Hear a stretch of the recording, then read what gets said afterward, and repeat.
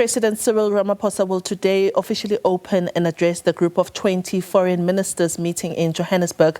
The gathering of foreign ministers takes place today and tomorrow at the Nasrec Expo Centre. South Africa's G20 Presidency theme is Solidarity, Equality and Sustainability. The G20 Foreign Affairs Ministers will reflect on South Africa's G20 presidency deliverables. Pretoria wants inclusive economic growth, industrialization, employment and reduction of inequality. Other priorities include food security, artificial intelligence and innovation for sustainable development. The year-long deliberations will culminate in a G20 Leaders Summit in November this year. For more on this, we cross live to our SABC News international editor, Sophie Mokoena, for an update. Sophie, thank you so much for your time.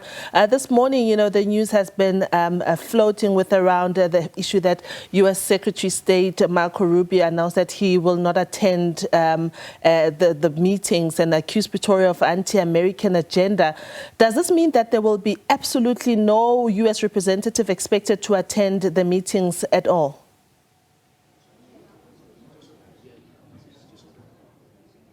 Thank you so much, Diabo. We are coming live here at Nasrec, where we know that later this afternoon, the South African president will officially open this important gathering, the G20 Summit of Foreign Affairs Ministers, and some countries that have been invited to participate at this important meeting. We know that South Africa is the only African country that is a member of the G20, and the country has been part of this group since inception. We know that it started with finance ministers and central bank governors, and later it was elevated to the heads of state and government level. And annually you have this meeting where you have a hosting country organizing different contact groups and meetings. Today, it is the start. South Africa is the president of the G20. We're starting with the Foreign Affairs meeting, where they are going to, I can call it almost a clearinghouse to ensure that all the burning issues are dealt with, particularly the global politics. And later next week, then you'll have ministers of finance and also central bank governors meeting, where they can focus on issues related to the economic growth or the global economic challenges. With me, I have the Director General of the Department of International Relations, Mr. Zane Dangor, who I am going to speak to. But I want to start with thorny issues. I know you were in Germany, where the issue of Ukraine and other important global security issues were discussed. South Africa was there. You were representing South Africa. What was the crux of that security meeting? Look, the meeting dealt with many issues, from the, of course, hard security issues like conflicts and wars, to issues around trade and global trade. On the specific Ukraine matter, I think what was the topic of discussion was, South Africa has been part of the various peace initiatives, the Africa Peace Initiative, but also the Zelensky Peace Formula. What we've been motivating for, together with many other countries in that process, is that all those infected or parties to the conflict need to be involved in the discussions. So while we were busy assisting in framing the international legal frameworks that can guide the negotiations, we said Russia must come to the party. What we have now is not only is Russia at the party, but the only other party with the US, and none of the other people involved are in the discussions. And I think that is something that we would still support, a more inclusive approach, and that was the theme of what was discussed in Munich.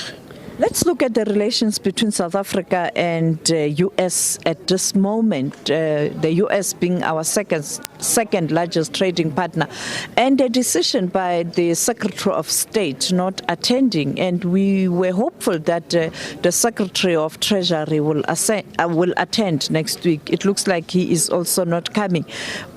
In terms of the G20, how do you ensure that going forward, America does participate as the incoming chair?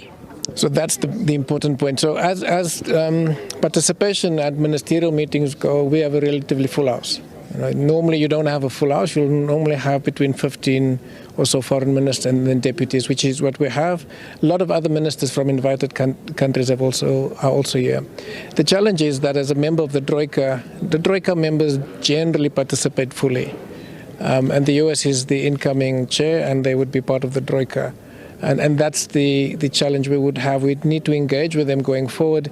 I'll be having discussions with the Sherpa quite soon, together with the Brazilian Sherpa, so that we do form a Troika at the Sherpa level, and to see to what extent we can then help chart the participation of the US going forward.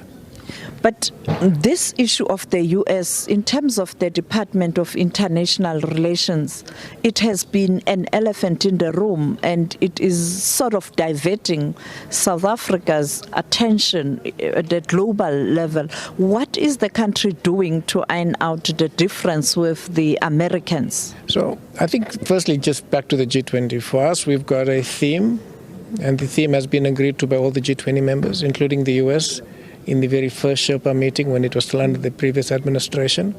And that included some key priorities around dealing with debt, affecting African countries and other developing South countries. That is going to be what we carry through. We're going to continue with that program. We've got all the issue notes. We're engaging at different ministerial levels, at working group level. So we will continue with that theme. The geopolitical issues will just become a little perhaps sharper, in the sense that there'll be new issues to deal with. In terms of explaining what the issues are with the US, I mean, you've seen it's in the public domain.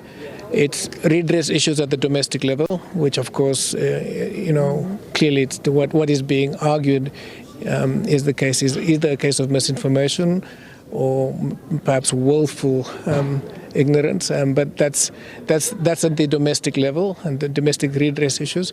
At the global level, I think what we have been doing is engaging as a good global citizen within the institutions of global governance. We are signatory to the Genocide Convention.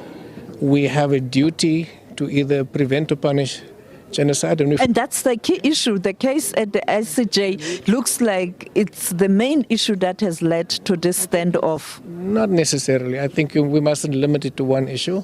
I think you've got to look at the context, the full context of when issues of climate change is a challenge now. The issues of just diversity and inclusion at the domestic level in the US is an issue, and it's being extrapolated into the global space. So it's not just the ICJ issue, because we'd be missing the mark there. It's a broader set of issues that not only South Africa is involved in. Of course, we've been the focus because of one or two executive orders, but you've had many, many executive orders. We have challenges that, we've been speaking to other countries in North America, and they have serious concerns for themselves as well, their own economies. So there's a global issue when one of the big players takes a particular view on what is right or wrong in the world, both in the domestic level and the international level, and operates outside of the agreed to parameters. And we will engage with the US around those issues. I always say that we have done absolutely nothing wrong. We're not an active participant in any war. We're not an active participant in any unlawful activities.